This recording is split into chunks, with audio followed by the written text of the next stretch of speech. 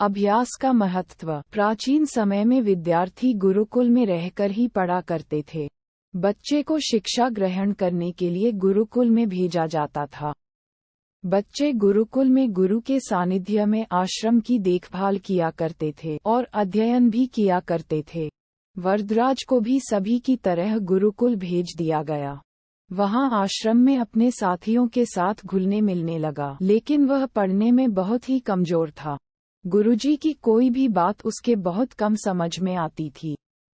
इस कारण सभी के बीच वह उपहास का कारण बनता है। उसके सारे साथी अगली कक्षा में चले गए, लेकिन वो आगे नहीं बढ़ पाया। गुरुजी जी ने भी आखिर हार मानकर उसे बोला, बेटा वरदराज, मैंने सारे प्रयास करके देख लिए हैं। अब यही उचित होगा कि तुम यहाँ अपना समय बर्बाद मत करो। अपने घर चले जाओ और घरवालों की काम में मदद करो। वरदराज ने भी सोचा कि शायद विद्या मेरी किस्मत में नहीं है, और भारी मन से गुरुकुल से घर के लिए निकल गया। दोपहर का समय था। रास्ते में उसे प्यास लगने लगी। इधर उधर देखने पर उसने पाया कि थोड़ी दूर पर ही कुछ महिलाएं कुएं से पानी भर रही थी। वह कुएं के पास गया। वहां पत्थरों पर रस्सी के आने जाने से निशान बने हुए थे, तो उसने महिलाओं से पूछा, यह निशान आपने कैसे बनाए? तो एक महिला ने जवाब दिया, बेटे, यह निशान हमने नहीं बनाए। ये तो पानी खींचते समय इस कोमल रस्सी के बार बार आने जाने से ठोस पत्थर पर भी ऐसे निशान बन गए हैं। वरदराज सोच में पड़ गया।